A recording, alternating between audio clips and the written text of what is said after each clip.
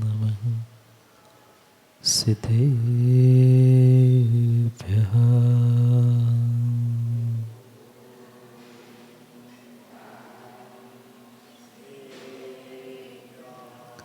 श्रीमद्गुरुं गम्भीर स्याद्वालोकलाञ्छनं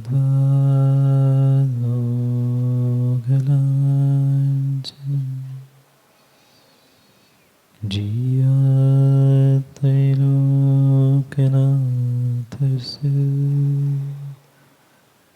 शासनं जिनशासनं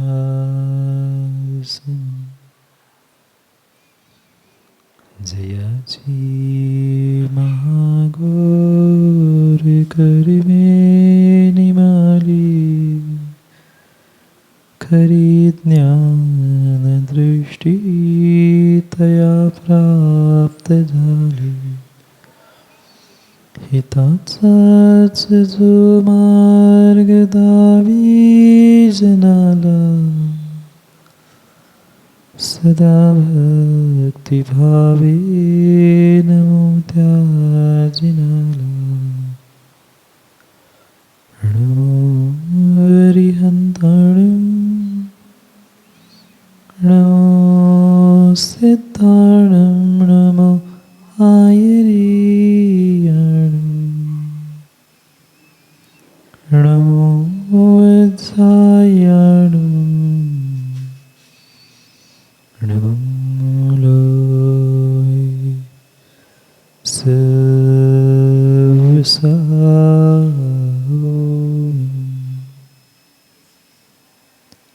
अनंत अनंत परम सिद्ध भगवान की 1008 श्री आदिनाथ भगवान की परम पूज्य आचार्य भगवान कुंद कुंद स्वामी की परम पूज्य आचार्य भगवान गणाचार्य विराग सागर जी महाराज की परम पूज्य आचार्य भगवान पट्टाचार्य गुरुवर विशुद्ध सागर जी महाराज की सनातन जैन धर्म की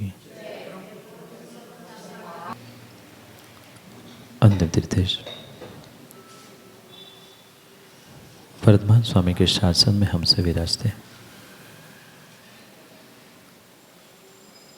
और उनकी यह पावन पीयूष देशना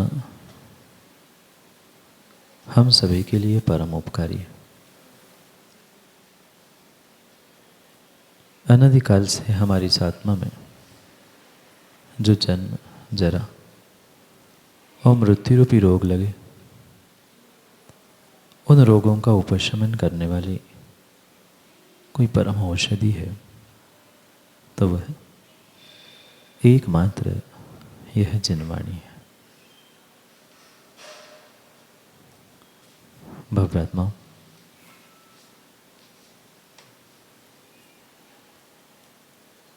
आचार्य भगवान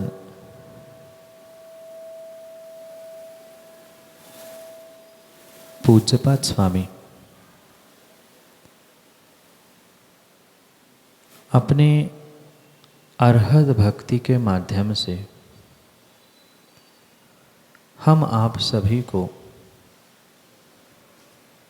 जिनेंद्र भगवान के मंदिर में पहुंचते हुए जिनेंद्र भगवान के किस विधि से दर्शन करने चाहिए, किस प्रकार से उनकी स्तुति करनी चाहिए, ये सब कुछ करने से मुझे क्या फल मिलने वाला है, यह समझाने का प्रयास कर रहे हैं। और विगत कई दिनों से वहीं तक पहुंचने का प्रयास भी हम सभी कर रहे थे। जिस जीव को, जिस व्यक्ति को, जिस इंसान को अपने आप में मैं जैन हूँ इसका बोध नहीं है, वह कितना भी आकर भगवान के सामने माथा पटक ले, जरूरी नहीं है उसके कर्मों के निर्जरा हो। क्योंकि सबसे पहले व्यक्ति को ये पता होना चाहिए कि मैं जैन हूँ किसकी बदौलत, किनके कारण।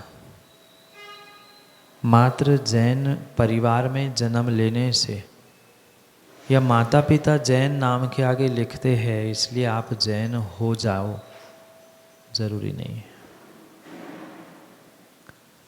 जिनो देवता यस्य सहा जैनः, जिनेंद्र भगवान ही जो जिसके इष्ट है, प्रभु है, परमात्मा है, भगवान है, देवता है, वही सही मायने में जैन कहलाता है। और उस जैन बनने की या जिनेंद्र भगवान को अपना इष्ट, अपना परमात्मा बनाने की किस प्रकार से प्रक्रिया होती है? क्या मात्र मंदिर में आने से, प्रतिदिन अभिषेक देखने, पूजन करने से कोई जैन हो जाएगा? नहीं होगा। नाम का भले ही हो, पर सेक्रेटरी जी वो काम का नहीं है। जैसे आज समाज में, देश में नाम के तो बहुत सारे जैन साहब हैं, पर काम के मात्र गिने चुने ही कुछ ऐसे लोग हैं जिन्हें पता है, जिन्हें एहसास है, जिन्हें बोध है माँ की हम कौन है। जोर से बोलो ना, कौन है? नाम के कि काम के? ना नाम के ना। आजकल तो बहुत सारे नाम के भी नहीं बचे, काम के तो बहुत दूर की बात है। जिन्हें सुबह उठकर सबसे पहले जिनेंद्र भगवान के दर्शन करने का विवेक नहीं है, वे नाम के आगे जो चाहे लिख ले, पर वे काम के हो ही नहीं सकते, हो ही नहीं सकते, हो ही नहीं सकते। ये भी विकल्प आपको आना स्वाभाविक है कि महाराज हम मंदिर में ही आके भगवान के दर्शन करेंगे तो जैन है क्या? हमारे तो घरों घरों में है ना, यहाँ तो व्यवस्था ही ऐसी है जो आगम में लिखा है कि प्रत्येक जैनी के घर में कायदे से विधि पूर्वक वह जिन चैत्यालय होना अनिवार्य है। यही भूल हम अनादि से करते आए और फिर कहते हैं कि हमें समझ नहीं आता, हमें समय नहीं मिलता।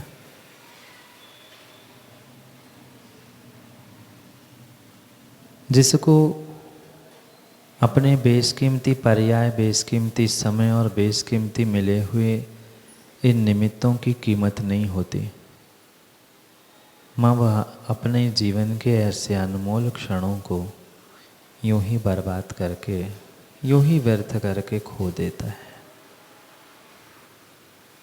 पुनः पुनः इस बात का एहसास हमें अपने आप से करने की आवश्यकता है कि हम किन कारणों से इन उत्कृष्ट अवस्थाओं को प्राप्त हुए। क्या ऐसा पुण्य का नियोग था जो ऐसे खोटे काल में भले ही नाम के ही सही पर तो जैन तो बने हैं। अब मेरे हाथ में है, जो नाम के हम बने थे, हम उसे काम के कैसे कर सकते? ये पक्का मानना, दूसरा कोई भी आपके जीवन में, आपकी क्रियाओं में, आपकी सोच में बदलाव कर नहीं सकता।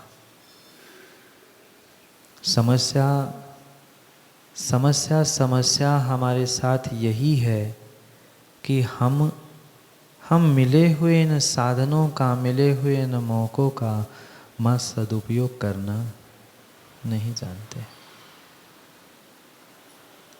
हमें ऐसा लगता है कि भगवान हो, चाहे गुरु हो, चाहे जिनवाणी हो, ये मिल गए हैं तो ठीक है, कौन सी बड़ी बात है।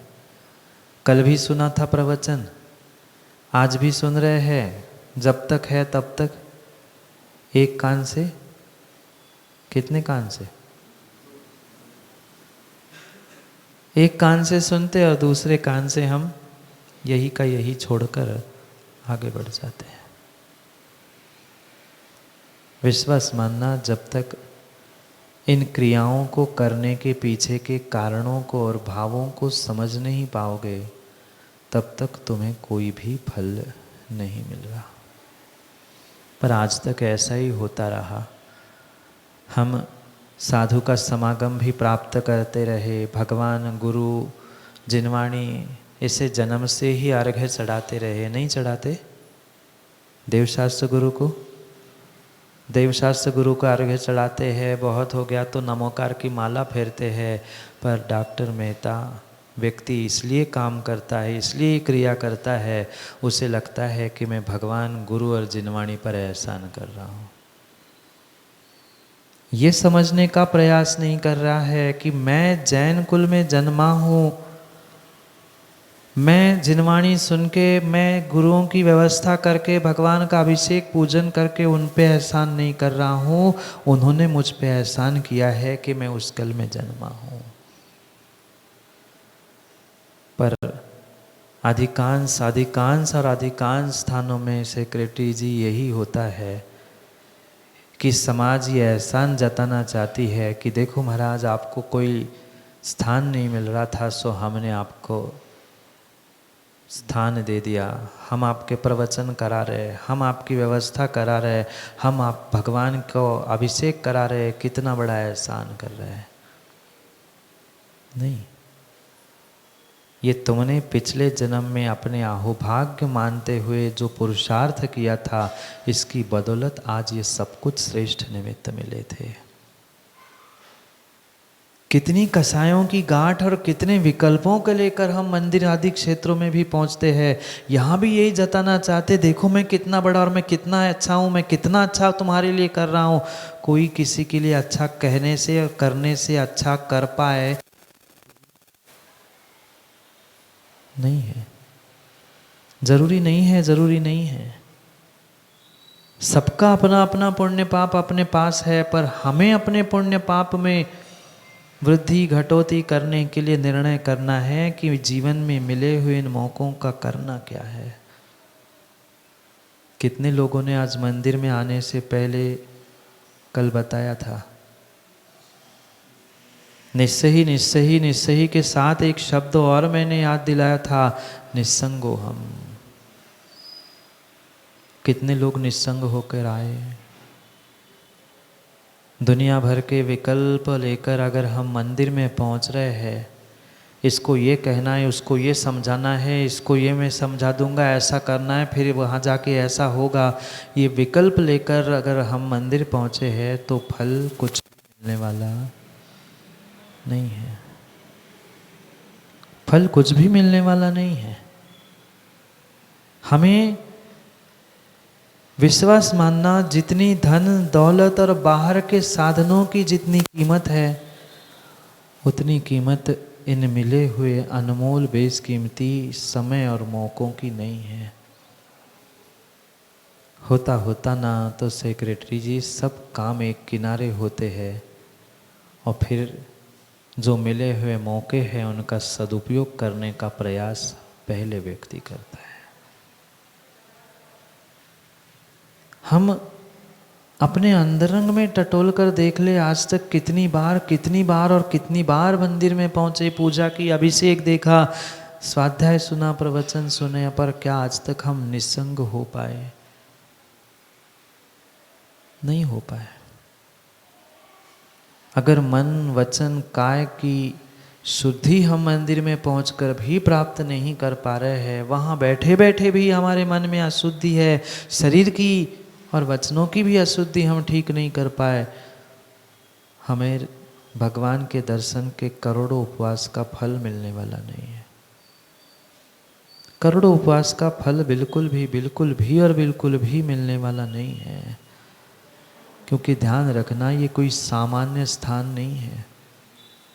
ये जिनेंद्र भगवान का सदन, जिनेंद्र भगवान का मंदिर, ये कोई सामान्य नहीं है, ये भगवान भी सामान्य नहीं है। और ज्ञानियों ये भी ध्यान रखना, आप भी कोई सामान्य नहीं है। हर कोई जीव इन तीर्थंकर भगवान के रूप को निहारते हुए उनका दर्शन नहीं कर सकता। पर क्या करें महाराज जी, हमें फ्री फोकट में मिले हुए वस्तुओं की कीमत, साधु भी आते जाते फ्री फोकट में आ जाते हैं, भगवान तो सदियों से सैकड़ों वर्षों से फ्री बैठे ही है। हमें क्या फर्क पड़ रहा है? हमें क्या फर्क पड़ रहा है? उनसे पूछो जिनको 10-10, 20-20 नहीं 50 किलोमीटर जाना पड़ता है जिनेंद्र भगवान के दर्शन करने के लिए। महाराज हमारे तो घर में ही चैत्यालय है, हमें ज़रूरत ही क्या है? हम घर के ही भगवान को तो हाथ जोड़ के निकल जाते हैं, हमारा तो दर्शन का नियम हो गया ना। मंदिर में आने की क्या ज़रूरत? क्या मंदिर में आने से ही हम जैन कहलाएंगे? क्या मंदिर में आने से ही हमारा काम होगा? हाँ बिल्कुल। घर में चैत्यालय भी होना चाहिए और जिनेंद्र भगवान के दर्शन करने के लिए भी मां मंदिर में भी आना चाहिए। ये तो हमारे शॉर्टकट्स है कि हम घर में चैत्यालय है महाराज, वही अभिषेक पूजन कर लेते हैं। अब यहाँ आके क्यों दिखाना किसी को कि मैं धर्मात्मा हूँ? किसी को दिखाने के लिए नहीं, किसी को दिखाने के लिए नहीं, किसी को दिखाने के लिए नहीं। आजकल सबके पास मोबाइल है क्या? सबके पास मोबाइल है। मोबाइल में भी जो नई रिलीज़ होने वाली फिल्म है कुछ दिन बाद आती है ना, आजकल मोबाइल में भी देखने के लिए मिलता है। पर फिर भी अचल उस थिएटर में क्यों जाते हैं? आप लोगों ने कभी देखी नहीं ना मूवी? बोलो ना। कहाँ पर? अकेले बैठ के मोबाइल पे? भले ही अकेले बैठकर मोबाइल में देखने का मौका भी क्यों ना हो, वह थिएटर में जाकर देखा जाता है। आजकल भी सुविधा बनी है, भले ही थिएटर में नहीं जाओ, घर में होम थिएटर बनाया है, पर थिएटर है। ध्यान रखना, मैं बहुत कुछ जानता हूँ, बहुत कुछ देख चुका हूँ। भले ही बहुत सारे बड़े लोग ये चाहते हैं कौन लाइन में जाएगा, कौन वहाँ थिएटर में जाएगा, वहाँ थिएटर नहीं, पर घर में तुमने होम थिएटर क्यों बनाया? बड़ी स्क्रीन पे क्यों देखना? देखो ना छोटे से मोबाइल पे। पर वहाँ हमें फिल्म देखने के लिए, मूवी देखने के लिए, चित्रपट देखने के लिए बड़े स्टेज चाहिए, बड़ी फिल्म चाहिए, बड़ी स्क्रीन चाहिए। फिर घर में परमात्मा के मंदिर में दर्शन करने के बाद, चैत्यालय में भगवान के दर्शन करने के बाद उसकी बड़ी फिल्म देखने के लिए हम मंदिर क्यों नहीं आते? नहीं जाते थिएटर? आजकल तो घर में भी कुछ मोबाइल में भी देखना है, कुछ सुनना है तो लगाओ होम थिएटर पे। बोलो ना, ऐसा नहीं होता ना? नहीं आप लोगों के पास एलईडी बड़ी बड़ी घर में? मोबाइल में भी वही दिख रहा है, स्क्रीन पे भी वही दिख रहा है, थिएटर में भी वही दिख रहा है, पर फिर भी महाराज जी सब जगह देखने का मज़ा, बोलो ना, सब जगह देखने का मज़ा अलग है। मोबाइल में अकेले ही देख रहे हैं, घर के लोग मिलकर होम थिएटर में देखते और फ्रेंड्स और सबके साथ अगर मौज मस्ती करनी है तो हमें थिएटर में, यार थिएटर में नहीं। आजकल थिएटर नहीं बचे, आजकल मल्टीप्लेक्स में जाते हैं। सामान्य थिएटर में कौन जाएगा? वो भी स्टैंडर्ड का चाहिए, मल्टीप्लेक्स चाहिए। यहाँ से बहुत सारे ऐसे अमीरजादे हैं कि फिल्म देखने के लिए पूना बम्बई जाते हैं। बोलो गलत बोल रहा हूँ तो?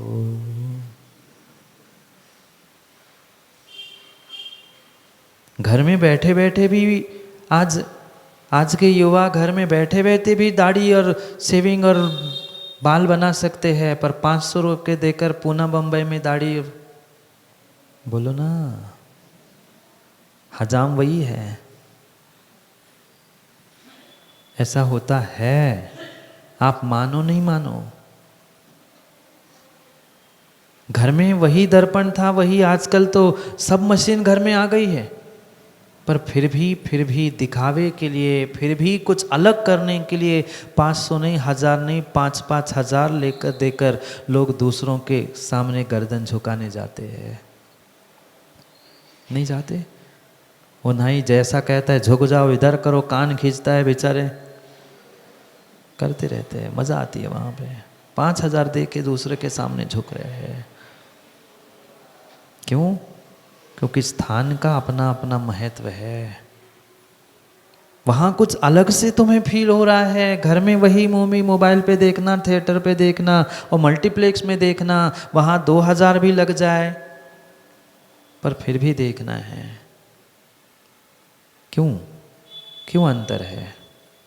चित्र देखने देखने में, चित्रपट देखने देखने में जब अंतर है तो ध्यान रखना, जिनेंद्र भगवान के बिंबों को अपने चैत्यालय में, मंदिर में, अतिशय क्षेत्र में, सिद्ध क्षेत्र में, परमानेंट क्षेत्र में वंदना करने का फल भी बिल्कुल अलग अलग और अलग है। क्यों अलग व्यवस्थाएं बनाई फिर हमारे आचार्यों ने?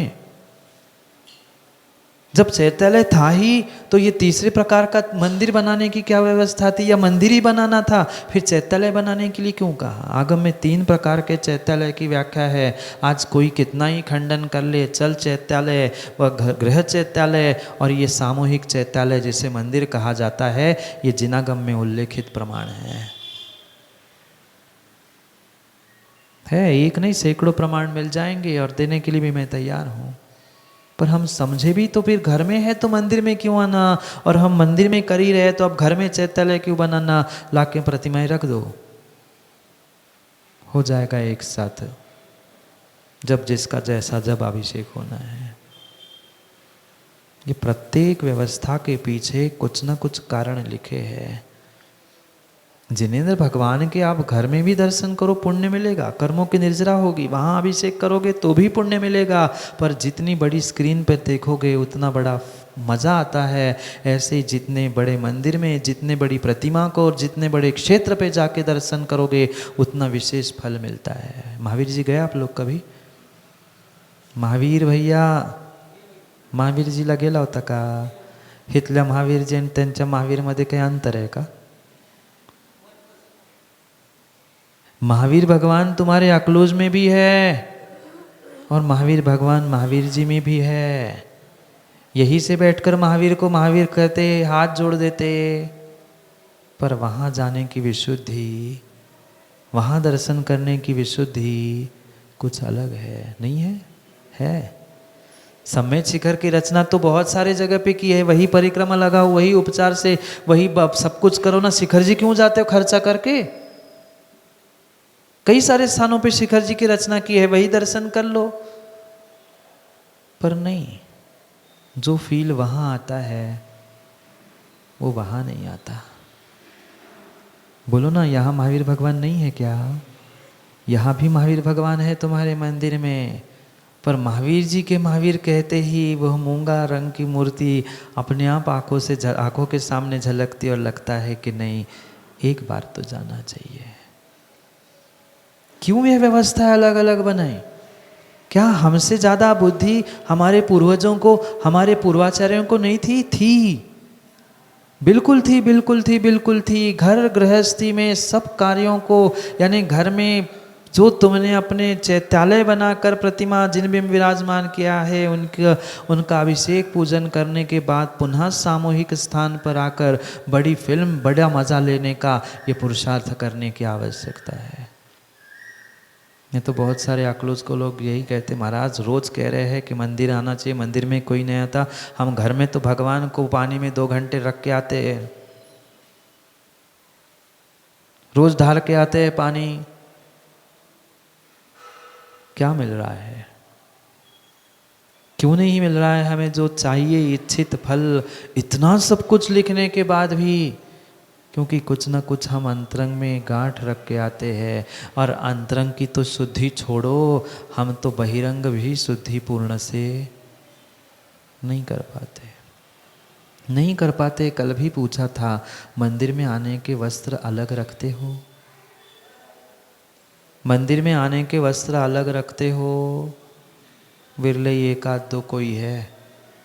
जिन वस्त्रों के साथ माँ बाजार में घूम के आए हो, जिन वस्त्रों में आप अपनी शरीर की शुद्धि करने के लिए लघु संका दीर्घ संका 1 नंबर 2 नंबर करके आए हो, उन वस्त्रों से मंदिर में पहुँचने से तुम निस्संग हो नहीं सकते, शुद्ध हो नहीं सकते, फल पूरा तुम्हें मिल नहीं सकता। बोलो ना, कितनों ने बदल लिए कपड़े मंदिर आने से पहले।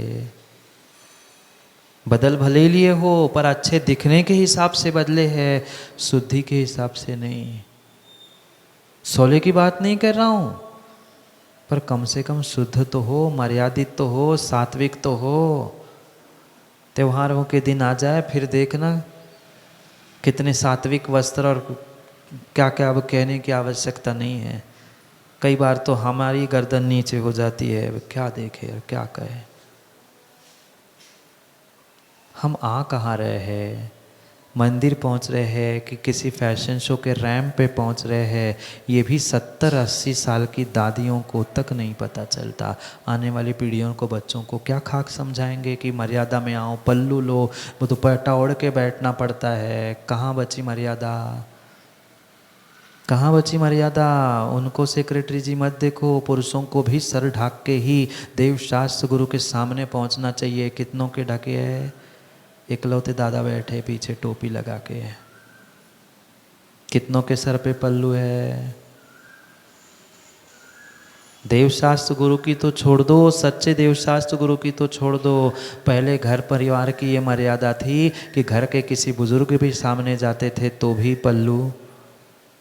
पहले घूंघट था, नहीं पता आप लोगों को घूंघट?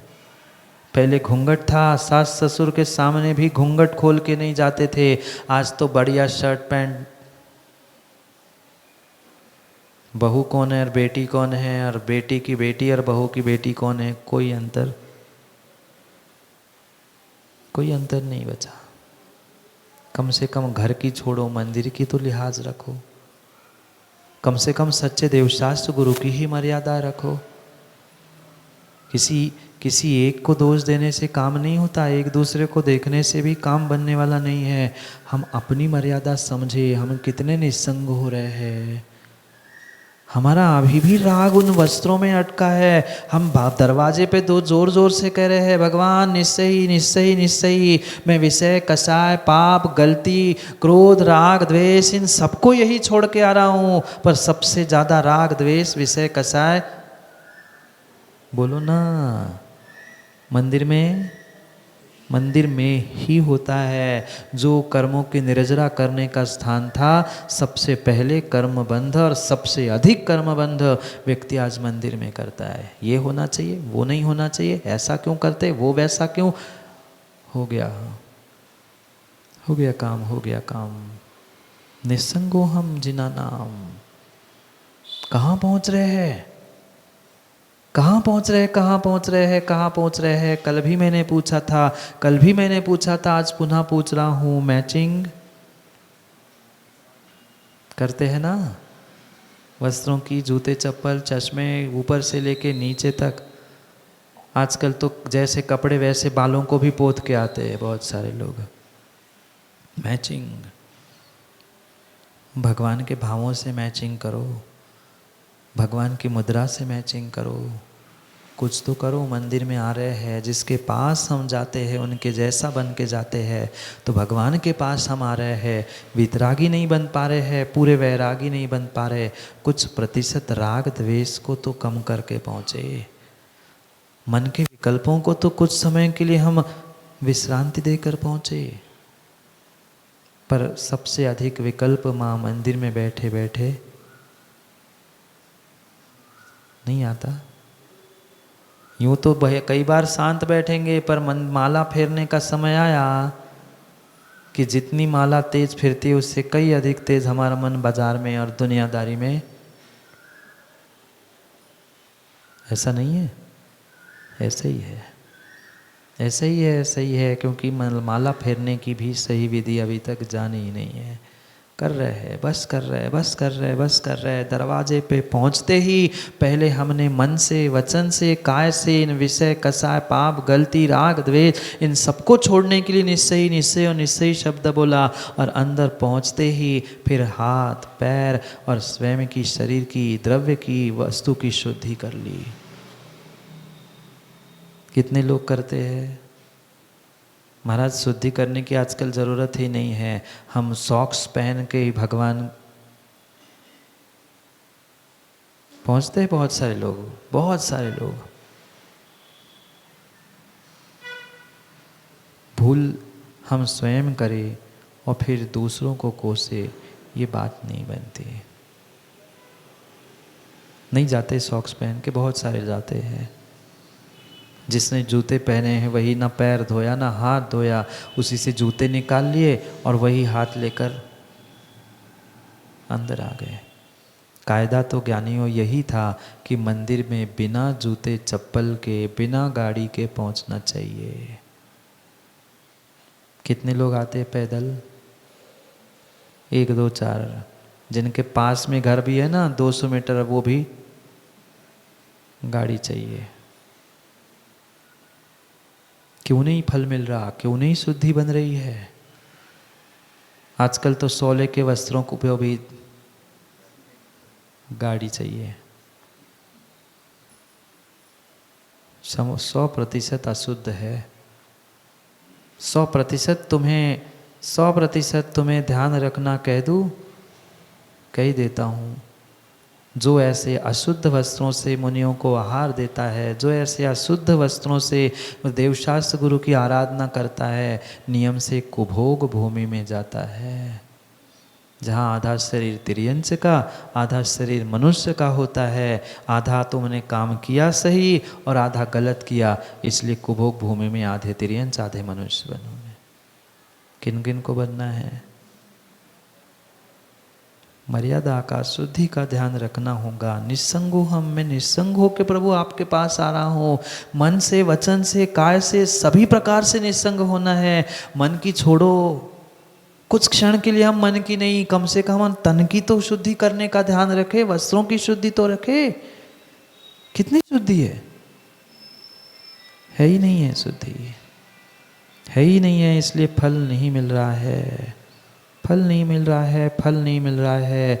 भक्ति से ओतप्रोत होकर आना चाहिए कि आहा, मैं आज जिनेंद्र भगवान के दर्शन करने जा रहा हूँ, मैं आज निर्ग्रंथ को आहार देने जा रहा हूँ, आज मैं जिनवाणी सुनने जा रहा हूँ। हम तो ऐसे सुनते हैं और ऐसी व्यवस्था करते, अरे यार अब आए हैं और कर दो 1 घंटा पूरा, हम जा रहे हैं। क्या करें? हमारा जिनवाणी के प्रति का, हमारा देवशास्त्र गुरु के प्रति का बहुमान समाप्त हो गया है, समाप्त हो गया है। और हमारा बहुमान समाप्त होना, हमारी श्रद्धा का कमी होना का ही ये प्रतिफल है कि आज हमें कोई भी फल पूर्ण रूप से नहीं मिल रहा है। एक हिरण ने जंगल में जिनवाणी सुन ली थी। पता है, कथा नहीं है तो बता देता हूँ। एक हिरण जंगल में प्रतिदिन मुनिराज, हिरण को कौन सी संस्कृत प्राकृत समझ में आ रही थी? हिंदी मराठी तहसील मक्तला नहीं, इंसान की कोई भाषा उसे नहीं आती थी, फिर भी जंगल में प्रतिदिन निर्ग्रंथ मुनिराज पाठ करते थे। सुबह उठकर वो हिरण जाकर उनके सामने बैठता था। प्रतिदिन प्रतिदिन प्रतिदिन श्रद्धा पूर्वक माँ जिनवाणी सुनने का इतना फल मिला, इतना फल मिला, इतना फल मिला।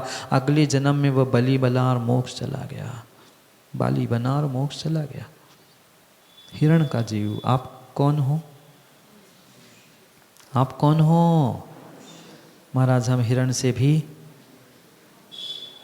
अरे ऐसा कर रहा हूँ मैं, ऐसा थोड़ी ना किया। आप जो चाहे अर्थ निकाल लो। हम हिरण से भी, चाहे ऐसे गए बीते कह दो, चाहे उनसे श्रेष्ठ कह दो, निर्णय तुम्हें करना है। मात्र जिनवाणी का पाठ सुनते सुनते सुनते सुनते इतना पुण्य, इतना पुण्य, इतना पुण्य संचित किया। अगले जन्म में वो बलिष्ठ बाली बना, निर्वाण को प्राप्त होके अपना कल्याण कर चुका। हम तो रोज महाराज जी फॉर्मेलिटी के लिए आते हैं, सुन लेते हैं, घर चले जाते हैं। नड़ी फुंकली सोना रे, बस इधर से सुना इधर से निकाल दिया। बहुत अच्छा महाराज, बहुत अच्छा प्रवचन करते, बहुत अच्छा प्रवचन करते। आधे घंटे बाद पुनः पूछो क्या अच्छा लगा, वो कुछ तो कह रहे थे पर भूल गए। इतने से काम होने वाला नहीं है। ये इस ब्रह्मांड का सबसे अनुपम, सबसे उत्कृष्ट स्थान है जो जिनालय के नाम से पहचाना जाता है।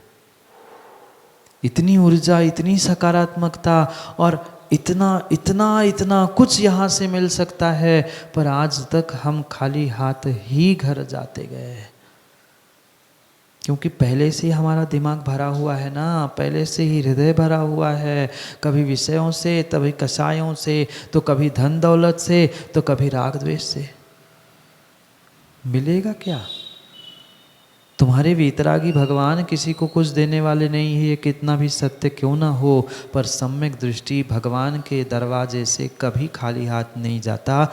जिसके पास श्रद्धा है वो। आप लोग कितना पुण्य लेके गए रोज घर?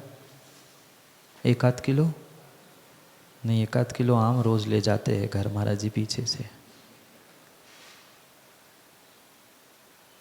हम कर क्या रहे हैं, करना क्या था, इसके बारे में विचार करो। निस्संगो हम जिना नाम सदन ममपमम त्रिपरित्यक्त भक्ता। कैसे पहुंचना है मंदिर में? व्यवहारिकता निभाने के लिए नहीं, फोटो खींचने के लिए नहीं, रील बनाने के लिए नहीं। अहोभाव होने चाहिए कि मैं जिनेंद्र भगवान, ब्रह्मांड के सबसे बड़े ईश्वर, सबसे बड़े परमात्मा, जो चराचर को जानते हैं, मुझे भी, मेरी भूत, मेरे भविष्य, मेरे वर्तमान को जानने वाले ऐसे परमात्मा के दर्शन करने जा रहे हैं। कभी ऐसे भाव से भगवान के दर्शन किए? कभी भगवान के दर्शन करते करते रोंगटे खड़े हुए? मैं कह रहा हूँ मेरे शरीर पे रोंगटे खड़े हो गए। कधी आले काटे भगवान से दर्शन करता ना, आम्ही दुसऱ्यांना काटे आणायला लावतो महाराज, काय सांगताय तुम्ही?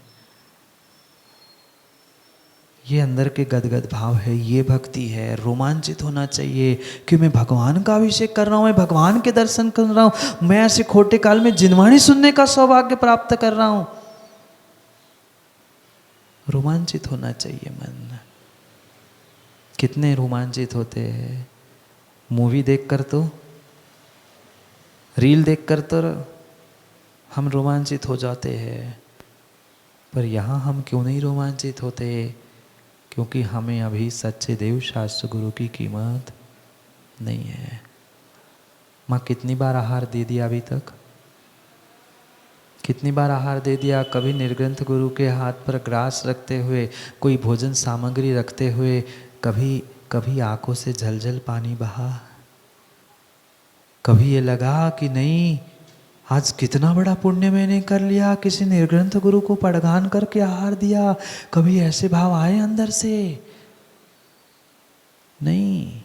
हमने अपनी फॉर्मेलिटी पूरी कर ली। 2 दिन लगाना था, 3 दिन लगाना था, हमने लगा लिया, बंद हो गया, हमारी ड्यूटी खत्म। अब कहने के लिए नहीं कि हमने लगाया नहीं था, हमारा काम पूरा।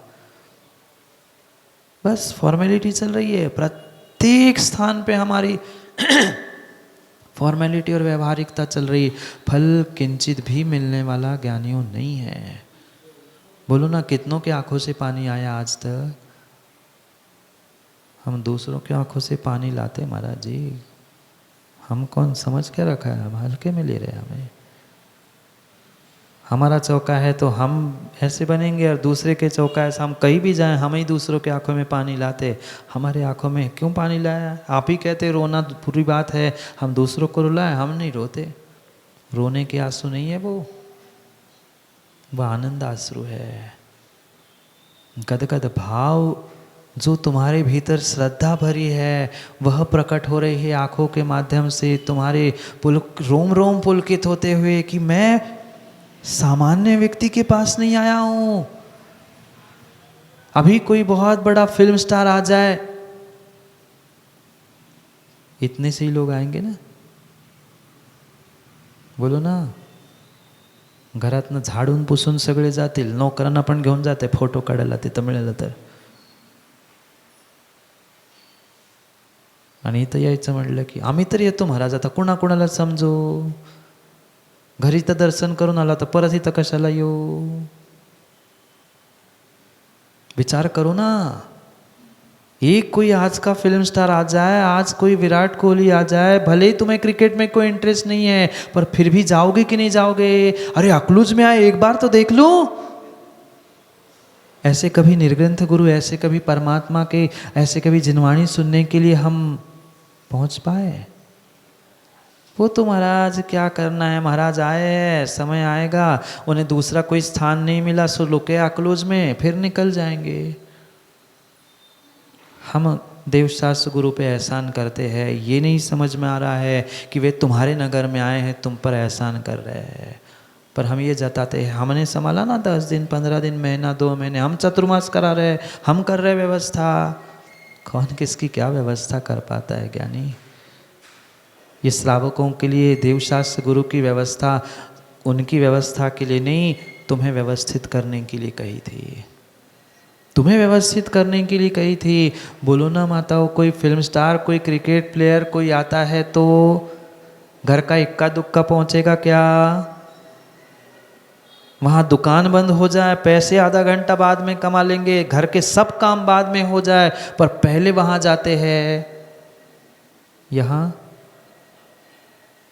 पहले वो करते हैं, फिर 10-15-20 मिनट जब मिलता है, किसी को सुबह, किसी को शाम, किसी को दोपहर, आके महाराज को दर्शन दे के जाते कि हाँ हम अकलूज के हैं। हाँ, रोज़ कोई एक परिवार आता है दोपहर में शाम को, महाराज रोज़ पूछते कहाँ से आए, कहते नहीं महाराज यही के हैं। महाराज कहते बहुत अच्छा, आप यहाँ के हैं, दर्शन मिल गए, अच्छा लगा अकलूज में आके। हम किसके लिए क्या कर रहे हैं ये तो विचार करें। क्या आप दर्शन करने आने से भगवान का और मेरा कुछ हित होगा? मुझे क्या मिलेगा? मुझे क्या मिलेगा? मुझे में क्या मिलेगा? कुछ नहीं। मैंने कभी पढ़ा था, कोई सचिन तेंदुलकर से मिलने गया, वो मिल के आने के बाद 2 दिन उसने 3 दिन उसने नहाया नहीं। लोगों ने पूछा, मित्रों ने पूछा, पागल हो तुम, क्यों नहीं नहा रहे, 3 दिन हो गए? कहता है नहीं यार, सचिन तेंदुलकर से मिले थे, शेक हैंड किया था, नहा लूंगा तो। हाँ हकीकत है, ऐसे कई सारे पागल हैं, दीवाने हैं उस फिल्म स्टार के, उन क्रिकेट प्लेयर्स के। ऐसे दीवाने कभी हम भगवान के और गुरु के बन पाए? नहीं, आज मैंने गुरु के चरण स्पर्श किए थे, आओ भाग्य है, मैं हाथ दूसरी जगह नहीं लगाऊंगा, आज मैं पाप नहीं करूंगा, आज मैं अभक्ष नहीं खाऊंगा, ऐसे भाव। अरे महाराज है वो, ऐसे तो महाराज कई आते हैं, कई चले जाते हैं, हम किन किन को मानेंगे, किन किन की भक्ति करेंगे? 24 तीर्थंकर होके चले गए, मंदिर गांव में 5-5 मंदिर है, हम कहाँ कहाँ जाएंगे? घर घर चौथालय है, हम तो करते दर्शन, हो गया हमारी ड्यूटी, फॉर्मेलिटी पूरी, क्या करें? क्या कर रहे हैं? विचार करो, विचार करो। मैं पुनः और पुनः कह रहा हूँ, कोई फिल्म स्टार और फिल्म स्टार नहीं, अमित शाह ही आ जाए,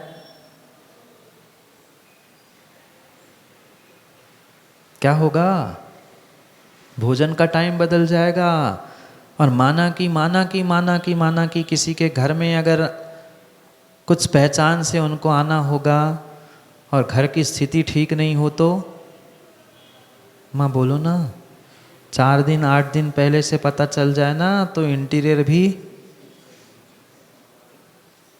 और मुनिराज आए तो कई स्थानों में तो झाड़ू भी नहीं लगी होती है। क्यों? क्योंकि वो अमित शाह है और हमारे महाराज है, हमारे ही गांव के हैं, हमारे ही धर्म के हैं, हमारी ही है। क्या है, वो तो वीतरागी है, वो तो वैरागी है, उन्हें क्या ज़रूरत है? उन्हें तो चाहे टूटे पाटे पे बिठाल दो, चाहे जैसे बिठाल दो, उन्हें क्या लेना देना, वो तो वीतरागी है, उन्हें तो कुछ। विचार करो, विचार करो, विचार करो सेक्रेटरी जी, कितना हो भाव, कितना हो भाव। आचार्य ऋषि बताते थे, हमारे गुरुजी बताते थे कि एक नगर में उनका चतुर्मास था। अब हमारी जैन समाज तो इतनी बैरागी कि चाहे टूटे पाटे पर चींटी काटती रहे, चाहे ऊपर से कुछ गिरता रहे, हमें कोई मतलब नहीं। वितरागी गुरु, टूटे फूटे लकड़ी के पाटे पर समाज ने बिठाल दिया था। साधु तो साधु हो, तुम उन्हें क्या, वे बैठ गए, एक श्वेतांबर साधक प्रतिदिन आते थे, 2 दिन 4 दिन 8 दिन वो देखा कि आप जैसे ऐसे महान साधु तपस्वी, इतनी जिनवाणी की सुंदर व्याख्या करने वाले, और आपको ऐसे पाटे पे 8वें दिन उनसे रहा नहीं गया। वो गुरुजी के पास समीप पहुँचे और कहते कि महाराज जी, ये आपकी समाज कैसी है? पैसों की कमी है तो बताओ, हम मतलब मैं अकेला दे दूं? हमारे यहाँ कोई गुरु आते हैं तो हम उन्हें सोने के चांदी के सिंहासन पर रखते। ठीक है, आप सोने चांदी के सिंहासन पर नहीं, पर कम से कुछ तरीका तो हो, कम से कुछ मर्यादा तो हो। गुरुजी ने मुस्कुराया और बात छोड़ दी। मैं इसलिए कह रहा हूँ जैन साहब, आपको भी तो विवेक होना चाहिए कि ये भगवान, ये गुरु, ये मंदिर किसका है? क्षति किसी की नहीं हो रही, अगर होगी तो आपकी होगी। सच्चे देव शास्त्र गुरु का कुछ नहीं बिगड़ता। महीने कई दिन हो जाते हैं कि कहना पड़ता है भाई ऐसा होता है, ये चर्या होती है, ऐसा करना पड़ता है, पर फिर भी सेक्रेटरी जी अभी अर्थिंग हुई ही नहीं है। क्या करे, व्यस्तता इतनी है, हमें फुर्सत ही नहीं मिलती। सुन तो रहे हैं, चल रहा है, सुनाना है महाराज को तो लगा लेंगे अपना डिब्बा, सुना देंगे, और नहीं है सो हमारी ऐसी व्यवस्था है। हमें देवशास्त्र गुरु की विनय कैसी होती है ये भी बोध नहीं है। हमारी व्यवस्था ज़्यादा ज़रूरी है, विनय का बोध नहीं है, फल मिलने वाला नहीं है। पुनः कह रहा हूँ, ब्रह्मांड की ये सर्वोत्कृष्ट 3 वस्तुएं ज्ञानियों तुम्हें रत्न के भांति मिले हैं, सच्चे देव, सच्चे गुरु और सच्चे शास्त्र। महाराज जी इसलिए सुबह शाम अर्घ, कभी आरती, कभी कुछ करते हैं, बस हो गया हमारा काम, हो गई हमारी ड्यूटी, फॉर्मेलिटी। मैं विचार करो ना, अमित शाह आने वाला है तो क्या इंटीरियर चेंज नहीं होगा? लाखों नहीं करोड़ों लग जाए, सब कुछ मिनटों में चेंज करने की शक्ति है, पर वो अमित शाह है, तेंदुलकर है, विराट कोहली, अमिताभ बच्चन है, गुरु और प्रभु तो वो उनसे भी कई अधिक गुना श्रेष्ठ आपकी नज़रों में होने चाहिए थे, पर है नहीं है। हम इतना हल्के में धर्म को ले रहे हैं, धर्मात्मा को ले रहे हैं कि हमारी धर्म की मर्यादा हमने अपने ही हाथों से कम कर ली है। हाँ, कल परसों ही पढ़ रहे थे उस आदि पुराण में जिनसेन स्वामी ने लिखा कि किसी धर्मात्मा को जो ऐसे श्रेष्ठ कुल में जन्मा है वह किसी दूसरे की अनुमोदना करने ना पहुँचे। और आज इधर भीड़ कम दिखती है, शनिवार को कौन कहाँ जाता है? नहीं, मुनीसुरत के भी पास बहुत कम है, गिने चुने हैं। बाकी आप समझ रहे होंगे मैं क्या कहना चाहता हूँ। नहीं समझे? बहुत समझदार है महाराज जी हम। दुसऱ्यांना समजवायला तर आहेच आहे, आम्हाला समजेल नाही समजेल पण दुसऱ्यांना आम्ही सगळं समजवतो।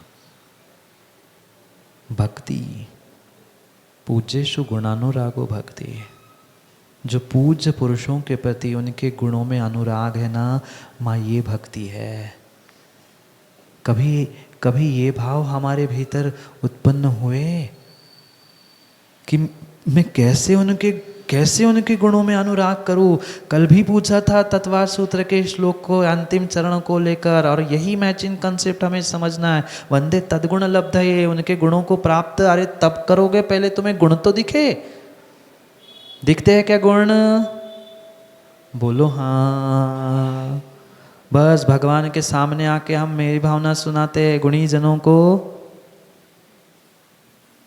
नहीं पाया वाचली का मेरी भावना?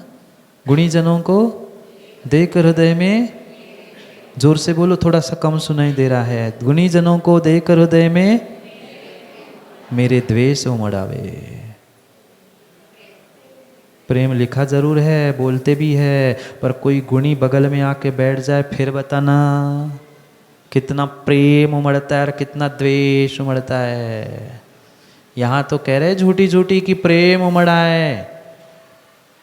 अरे दुनिया की छोड़ दो, एक बाप के आगे बेटे की दुकान अच्छी चलने लग जाए ना, बोलो प्रेम उमड़ा है बेटा।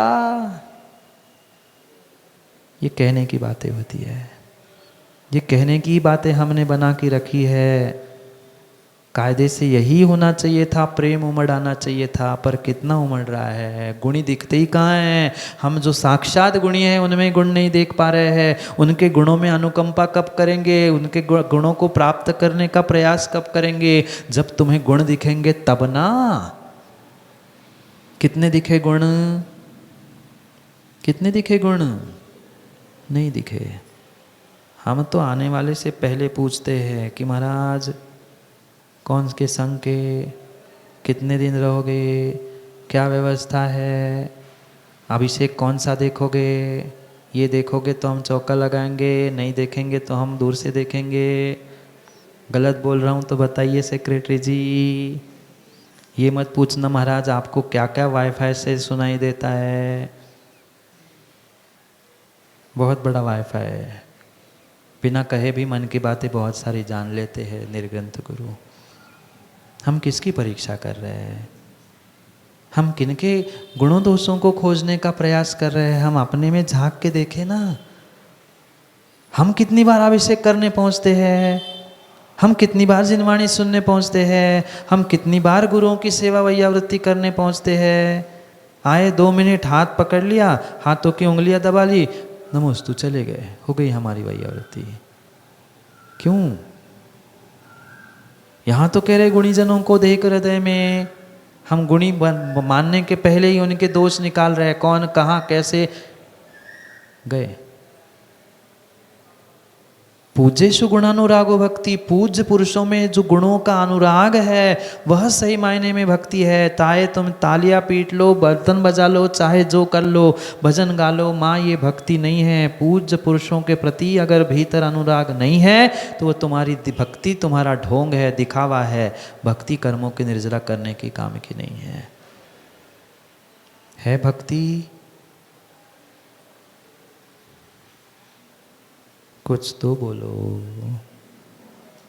वो मोबाइल जैसा नेट नहीं मिलता तब सर्फिंग करता है ना, ऐसा है हाँ कि ना, घूमते ही रहता है, घूमते ही रहता है, डिसीजन तक पहुंच ही नहीं पाए, रिजल्ट कुछ मिला ही नहीं है। क्योंकि सबके सामने ना कह नहीं सकते और मन तो यही कह रहा है कि हाँ है ही नहीं है। कितने हम गुणों को समझ रहे हैं, पहली ही पंक्ति मात्र समझ रहे हैं। निस्संगोहम जिनानाम सदनम अनुपमम त्रिपरितक्त भक्त्या। भक्ति के साथ पहला शब्द समझा कि निस्संग होकर, फिर भक्ति से हम निस्संग कितने हो पा रहे हैं और भी भगवान की, गुरु की, प्रभु की भक्ति कितनी कर पा रहे हैं, इसका विचार कर लेना। मैं पुनः कह रहा हूँ, भक्ति का मतलब प्रदर्शन नहीं है, भक्ति का मतलब फोटो नहीं है, भक्ति का मतलब रील नहीं है, भक्ति का मतलब दिखावा बिल्कुल नहीं है। मंदिर में पहुंचते ही निस्सही के साथ पहले हाथ पैर शरीर की शुद्धि, मन की शुद्धि के साथ दहरी के अंदर पहुंचते ही फिर घंटा बजाकर घंटा बजाई, दूसरों की बजाई। महाराज क्यों टंगी है? मात्र दिखाने के लिए नहीं। हमें इन बातों का भी बोध ही नहीं है। इन सब क्रियाओं में आजकल तथाकथित ज्ञानियों को, अधकुचरे ज्ञानियों को, सब में हिंसा दिख रही। भगवान में हिंसा दिख रही, गुरु में हिंसा दिख रही, घंटा बजाने में हिंसा दिख रही, मंदिर आने में हिंसा दिख रही है। विषय भोग भोगने में बिल्कुल हिंसा पाप नहीं लगता, सब पाप। और इसका गणित डॉक्टर मेहता मंदिर में नहीं। समझो हमारे पूर्वाचार्यों ने ये क्यों व्यवस्था लिखी, क्यों इसके पीछे ऐसा ही करने का कारण लिखा। घंटा बजाने के बाद क्या करते हैं? माँ बजाई कभी घंटा? घंटी नहीं कह रहा हूँ, घंटा। घंटा बजाई और हम पहुंच गए। विधि ये थी, घंटा बजाने के बाद जब तक घंटा का नाद आ रहा है तब तक घंटे के नीचे ही खड़ा होना चाहिए। कौन होता है खड़ा? पता ही नहीं था महाराज जी, हमें तो इतना पता, बजाओ और भाग जाओ। जब तक उसकी गूंज आ रही है तब तक नीचे खड़ा होना चाहिए। बहुत बड़ा कारण है, और यही कारणों को सुबह वो जेनेटिक साइंस में समझाने का प्रयास कर रहा हूँ। क्यों करना? मात्र कहा है इसलिए तो बहुत कुछ हमने कर लिया, पर उसे समझकर करना है, क्योंकि सामान्य स्थान पर नहीं आ रहे हैं। अनुपमम, क्या करूँ, समय हो गया है, समय हो गया है। एक श्लोक भी पूरा नहीं हो पाएगा शायद, मुझे ऐसा लग रहा है। निस्संगोहम जिना नाम सदन मनुपमम त्रिपरितक्त भक्ता। 2 शब्द मात्र अभी तक हमने समझे हैं, श्लोक का पहला और पहले चरण का आखिरी। निस्संगोहम भक्त्या, मैं निस्संग होकर भक्ति से क्या करूँगा? आफ्टर द ब्रेक क्या करें? समय किसी के लिए नहीं रुकता, समय किसी के लिए नहीं रुकता। पता चला सोचते सोचते हमारी ज़िंदगी निकल जाए, पर हमें सुधरने का मौका मिला नहीं मिला कोई भरोसा नहीं। इसलिए जो मिला है, जो मिला है, जो मौके मिले हैं, उसकी कीमत और उसकी नज़ाकत समझने का प्रयास करो। क्योंकि बाहर के साधन, धन, दौलत, घर गृहस्थी तो कई बार कर चुके और कई बार करते आएंगे, पर ये पुनः मिले ज़रूरी नहीं है। जैसे शेक हैंड करने के बाद उसने 3 दिन नहीं नहाया, अमित शाह या कोई आने पर कैसी तैयारी करोगे? विचार करना कि हमें सच्चे देवशास्त्र गुरु मिले, अपने नगर में मिले हैं, अपने समीप मिले हैं, हमें कितना हो भाव और कितनी तैयारी करनी चाहिए। जाओ तैयारी करनी, आधी हो गई, आधी फोडणी टाकायची ना, डाळ भाजीला घरी जाऊन जा। समय हो गया, समय पर, समय की बात के लिए पुनः समय पे मिलते, क्योंकि समय पे किया गया काम समय को दिलाता है। बोली भगवान महावीर स्वामी की।